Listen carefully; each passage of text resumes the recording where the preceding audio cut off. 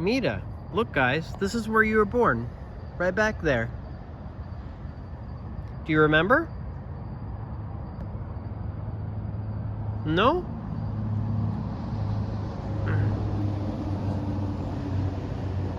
Oreo, you were born there too, but I don't know exactly if you were exactly right there.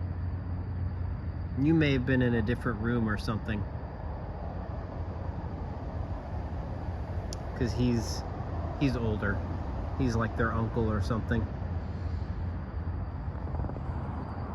But these are sisters. We got them all from a pregnant cat that was in that room. There used to be a cat lady that lived here. She gave us this one and his sister. We lost the sister, but we still had him. And then we picked up these pretty kitties and their brother, who we also lost.